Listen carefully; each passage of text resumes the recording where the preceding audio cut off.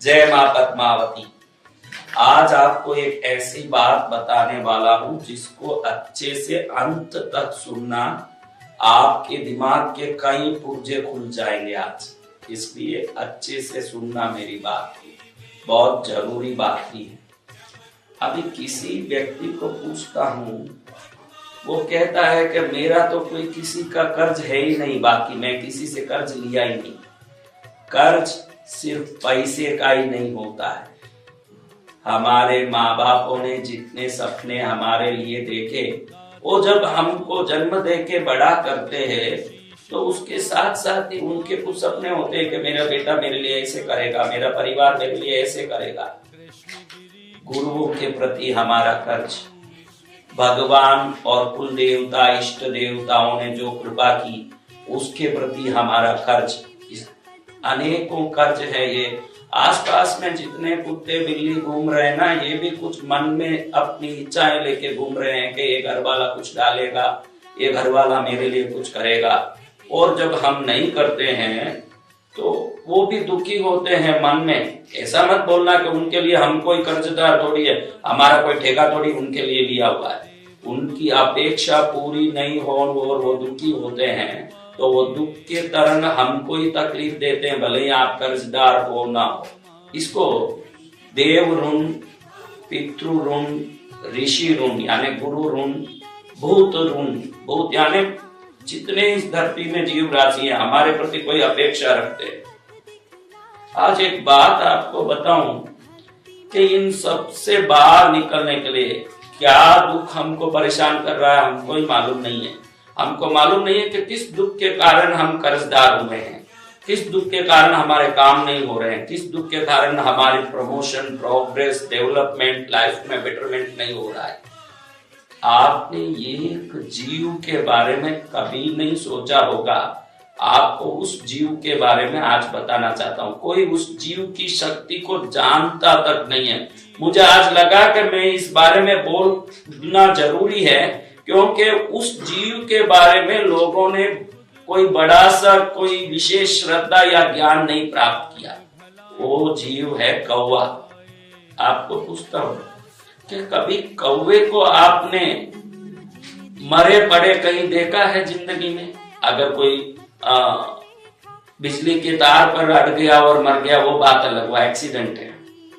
कोई टैंक में गिर गया पानी में और मर गया अलग बात है। कोई गाड़ी में चलते समय आगे आके उड़ते हुए टकरा गया और मर गया, ऐसे कई मर के गिरा देख सकते हो आप।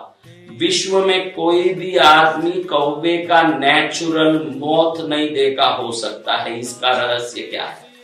दूसरा, कौवे का संभोग किसी ने देखा है कभी? आप इस जीव कितने पक्षियां हैं, तोते हैं, चिड़िया है, मैना है, कितने जीव हैं, उन सबको चिड़िया को संभोग करते हुए आप कहीं भी देख सकते हो। तो कहीं भी संभोग करते हैं कुत्ते, बिल्ली, गाय, गधे, संसार के सभी प्राणी खुले में संभोग करते हैं, क्योंकि वो पशु हैं, वो तिर्यंच हैं, उनको विवेक नहीं है, वो कहीं भी खुले में संभोग करते हैं। आप पूरे जीवन में कभी कौवे को संभोग करते देखे हो? आप बोलोगे कि हम तो सिटी में रहते हैं। मैं सिटी में नहीं रहता हूँ भाई, मैं तो कृष्णगिरी वो धाम में रहता हूँ। पूरा प्राकृतिक है, कौवे ही कौवे हैं। रोज हम कम से कम 10,000 कबूतरों को कम से कम रोज दाना डालते हैं। 100 किलो का 2 बोरा हमारी तरफ से रोज कबूतरों को डाला जाता है। इतने पक्षियां हमारे पास है। कबूतर का भी संभोग आप खुले में देख सकते हो। कौवे को ना तो आप मरते देख सकते हो, कौवे को ना तो आप संभोग करते देख सकते हो। कौवा है क्या चीज? इस संसार में कोई नहीं जानता। वो रहस्य आज आपको बताऊं ताकि आप श्रद्धा से मैं जो उपाय बताने वाला हूं इसको आप अच्छे से कर सको। एक बात आप ध्यान रखो, आपके पूर्वजों के कितनी भी पीढ़ी पहले हुए हो, आपका 1000 पीढ़ी, 100 पीढ़ी, 50 पीढ़ी पहले हुए पूर्वज, 6 पीढ़ी पहले हुए पूर्वजों का भी पता नहीं होगा। ज्यादा से ज्यादा दादा परदादा का पता होगा, लेकिन उसमें कोई भी एक चैन टूट जाता बीच में तो आप आज रहते नहीं। उस चैन के कंटिन्यूएशन ही आप हो। 1000 पीढ़ी पहले कोई पूर्वज ने सोचा हो कि मुझे ये काम करना है और वो काम अधूरा रह गया, तो वो पूर्वज भी एक जन्म लेके भटकता है, उसकी कामना भी अंश बन के आपके जन्म का कारण बनता है। वो आत्मा भी स्वयं एक जन्म लेता है कामनाओं के कारण। जिसकी कामनाएं खत्म हो गई वही मोक्ष है, जिसकी कामना शेष है वही जन्म है। पुनर्जन्म पुनर्जन्म पुनर्जन्म, जब तक कामना रहेगी जब तक जिंदगी रहेगी। और आप ध्यान रखना, ये कामनाएं आपको भटकाती है और वो कामना आपको एक जन्म लेने के लिए मजबूर करती है। जैसी कामना वैसा जन्म, जैसी कामना वैसा जन्म। आपने नंदन मणिकार की कहानी सुनी होगी। बहुत बड़ा तालाब बनाया उसने और रात दिन उस तालाब पर ही आसक्त रहता था। बहुत बड़ा सेठ था, 100 दुकान थे उसके मगध राज्य में। लेकिन जब मरा तो मेंढक बन के उसी तालाब में जन्म लिया, क्योंकि उसकी आसक्ति ने उसी जगह पहुंचाया जैसा उसका भाव था। आप ध्यान रखो, दो चीजें एक साथ घटती है। आपकी कामनाएं आपको और एक जन्म के लिए मजबूर करती है।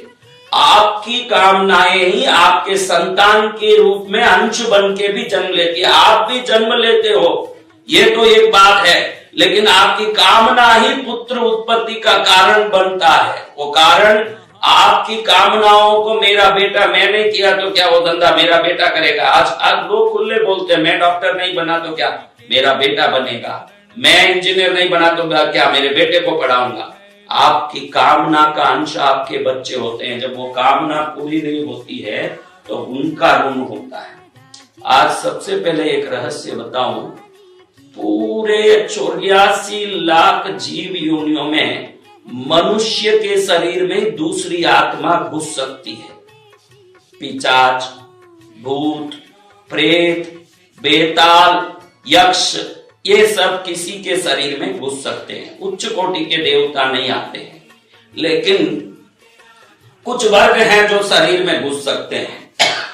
आपको बता दूं, कौवों को आप कोई न कोई रोटी या गांठिया या नमकीन डालते हो और वो कौवा खाता है आके, तो खाते समय आपने देखा होगा वो मुंह में कौवा लेते ही अगर आप सामने खड़े हो तो आपको पहले देखेगा घूर के, उसके बाद में उस कौवे को निगलेगा। उसका कारण क्या है?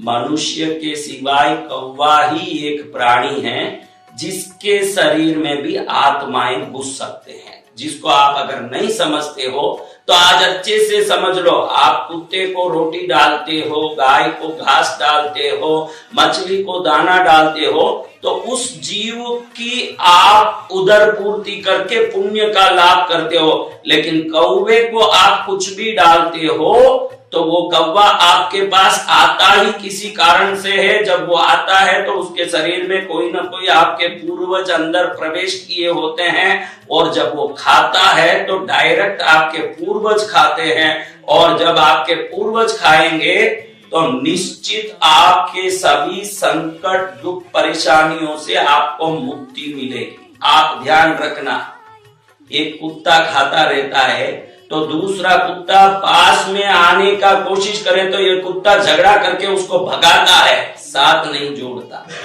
एक गाय घास खाता है, पास में कोई गाय आ जाए तो उसको खाने नहीं देता है। संसार के सभी प्राणी अपना ध्यान लगाते हैं, लेकिन कौवे को आप कुछ भी डालोगे तो वह का आवाज लगा के अपने पूरे समाज को एकत्रित करेगा। क्योंकि मनुष्य की तरह ही समाज में जीने की बुद्धि लगाने वाला अगर कोई प्राणी है तो वो कौवा है। और वो कौवा कहीं एक्सीडेंट में, कहीं टैंक में गिर के, कहीं बिजली के तार में पड़ के मर भी गया, तुरंत देख सकते हैं कि हजारों कौवे वहां एकत्रित हो जाएंगे और सब कौवे चिल्लाने लगेंगे जोर जोर से, का अपने रिश्तेदार का दुख मनाने का जो गुण है वो मनुष्य की तरह कौवे में होने से, मनुष्य की तरह सामाजिक प्राणी होने से, उसमें भगवान ने वो शक्ति दी है कि आपके पूर्वज उसके शरीर में आ सके।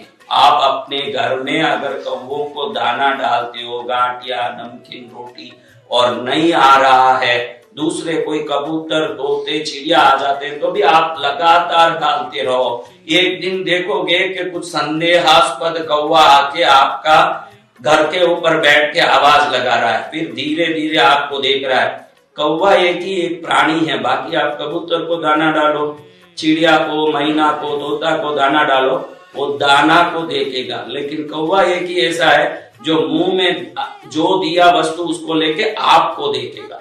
और कौवा आपको अच्छे से देखेगा, जिस समय आप हंसोगे तो खुश होके खाने लगेगा, क्योंकि कौवा ही दूसरी आत्मा को भी शरीर में झेलने का ताकत रखने वाला बहुत विशिष्ट प्राणी है, विशिष्ट शक्ति है।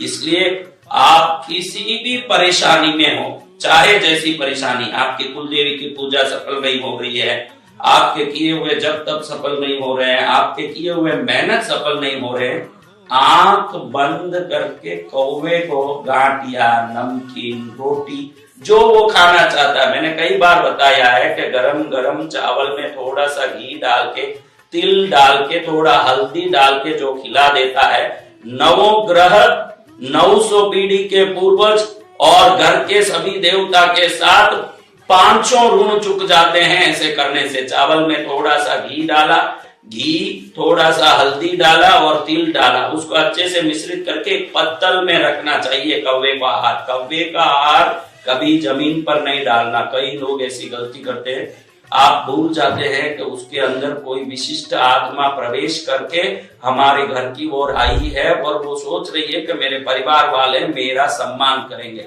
कई लोग कौवों को नीचे जमीन पर आहार डाल देते हैं।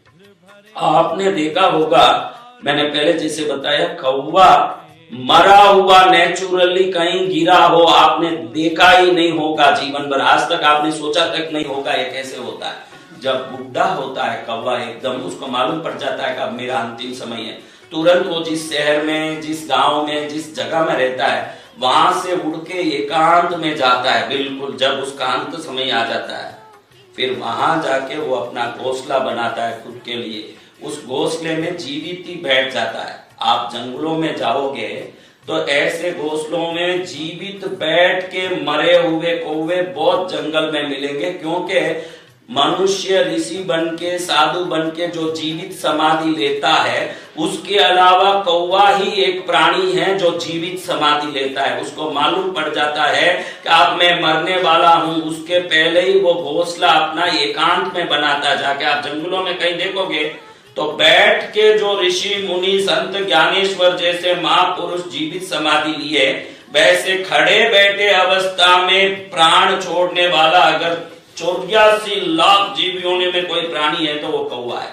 उसमें इतना विवेक है कि मैं खड़ के बैठ के प्राण छोड़ूंगा तो ही मेरी ऊर्ध्व गति होगी, ये वो तिर्यंच होके भी जानता है। वो ऐसे बैठ के ही प्राण छोड़ता है। जो एक्सीडेंट में मर गए वो कौवे को छोड़ के बाकी सभी कौवे मरने के पहले कहीं ना कहीं ठिकाने लगाते हैं। गूगल में देखोगे और एनसाइक्लोपीडिया में देखोगे तो कौवों का उम्र 15 साल बताया है।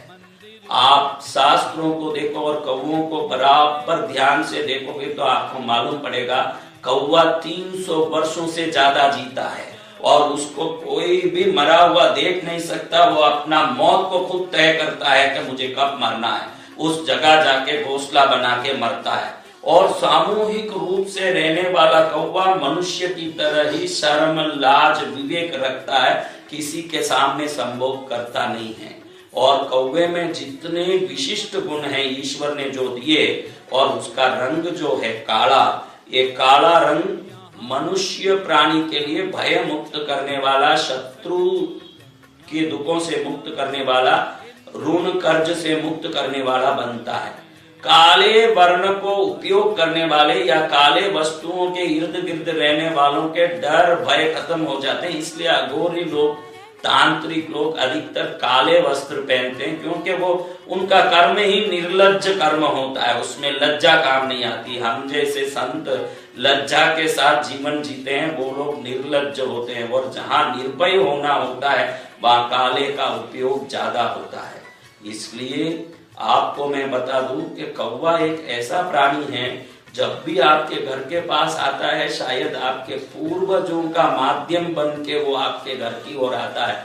आप किसी भी कष्ट में हो, बच्ची की शादी नहीं हो रही है महाराज, खुद का घर नहीं हो रहा महाराज, मेरा काम नहीं हो रहा महाराज, ये रहस्यमय वीडियो को अच्छे से समझ लो, कौवों की विशिष्ट ताकत को अच्छे से समझ लो, थोड़ा सा नमकीन, गांठिया हम लोग बोलते हैं, गांठिया ही सब जगह बोलते हैं, गांठिया कौवा अच्छा खाता है, क्योंकि गांठिए का जो तिकास और रंग वगैरह है वो आपको गुरु बल बढ़ाने वाला, शनि की ताकत को घटाने वाला होता है, इसलिए गांठ या नमकीन आदि दे सकते हैं, क्योंकि अधिकतर नमकीन बेसन से बनते हैं और बेसन की चीज देने से गुरु बल बढ़ जाता है बहुत अच्छे से।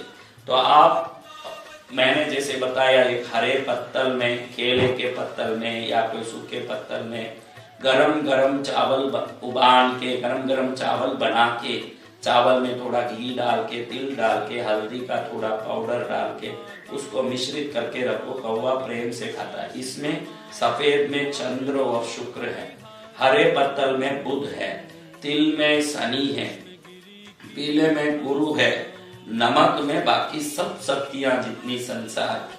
तो इसको आप डालोगे, थोड़ा सा नमक डालना, बगैर नमक का चावल समझ के ही बनाना। चावल में नमक 1% जो रेगुलर डालते, खाली 1% डालना, नाम के लिए, ग्रह बल के लिए। नमक बगैर ही समझना उसको, नमक तो खाली एक छोटा सा तिनका जितना डालना। इसको अमावास से शुरू करना चाहिए और संकल्प करना चाहिए कि आप इस कर्म को छोड़ेंगे ही नहीं। सुबह उठा, नहाया धोया, पहले कौवे को दाना दिया, फिर पितरों को प्रणाम किया, बाद में घर में मंदिर में पूजा करना चाहिए। जो सीधा देवताओं की पूजा करते हैं उनकी पूजा अधिकतर पितरों और बाहर की शक्तियां खींच लेती है। पहले कोई भी पशुओं को, प्राणियों को दान, उसके बाद पितरों को, पूर्वजों को, माता पिता को प्रणाम, उसके बाद भगवान और देवताओं के पास जाना चाहिए। ये शास्त्र की विधि है। इस प्रकार से विधिवत अगर अमावास से चालू करके कौवों को कोई ना कोई रोटी डालो, चाहे मेरा बताया हुआ डालो, कुछ भी डालो, लेकिन कौवा आपको देख के जो खुश होता है, आप समझ लोगे कि इसमें कोई विशिष्ट शक्ति प्रवेश करके मुझे आशीर्वाद दे रही है।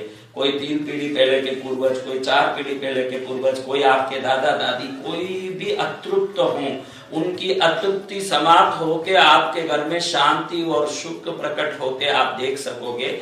इस वीडियो को बनाने के पीछे मेरा एक ही उद्देश्य था, कौवों की विशिष्ट शक्ति के बारे में आप समझें। ना तो उसको मरते आप देख सकते हो, ना आप उसको संभोग करते देख सकते हो, ना उसको स्वार्थी बन के देख सकते हो। उसमें जो गुण है वही गुण उसको दैविक शक्तियों को शरीर में प्रवेश करने अनुमति देता है। ऐसे दैविक शक्तियों का माध्यम बनने वाले कौवा विश्व का एक ही मनुष्य के अलावा ऐसा प्राणी है जिसके शरीर में दिव्य शक्तियां अंदर प्रवेश करती है। वो आपके पूर्वज हो सकते हैं, कोई भी दिव्य शक्ति, जैसे मनुष्य के शरीर में अनेक आत्माएं घुसती है, कोई परेशान भी करती है, कोई आशीर्वाद भी देती है, वैसे कौवों में भी विशिष्ट शक्तियां घुसती है। इसलिए कौवों को खिलाना शुरू कीजिए अमावास से, कोई भी अमावास से ही शुरू करना चाहिए, भले उसके लिए 15 दिन वेट करना पड़े। आप कोई भी अमावास से शुरू करें, उसके बाद छोड़े नहीं उस कर्म को। हम जो खा रहे हैं, कौवा ज्यादा से ज्यादा कितना खाएगा, और आप ज्यादा कौवे आने लगे तो खुश होके खिलाते रहिए। आपके कौवे को खिलाने का जो खर्च है, कुछ ही दिनों में उससे अनंत हजारों गुना आपके पास समृद्धि आते देखोगे, तब जान लोगे कि किसी महाराज का किया हुआ मेरे लिए वरदान बन गया जीवन में। इसलिए आप आंख बंद करके कौवों की सेवा कीजिए। शनि का वाहन तो है, डर मिटाने वाली शक्ति है, पूर्वजों की कृपा देने वाला एकमात्र माध्यम इस संसार में वही है। कौवे के सिवाय किसी भी माध्यम से आप पूर्वजों को खुश नहीं कर सकते, और जब तक आपके पूर्वजों का ऋण नहीं चुकाओगे, चाहे जितना दान धर्म भक्ति पूजा करके आप संसार में कुछ प्राप्त नहीं कर पाओगे। इसलिए कौवों को खिलाइए, शुरू कीजिए आज से एक शुभ काम। उसमें प्राणी का भी कल्याण होगा, आपका भी कल्याण होगा, आपके हर काम सिद्ध होंगे। जय मां पद्मा।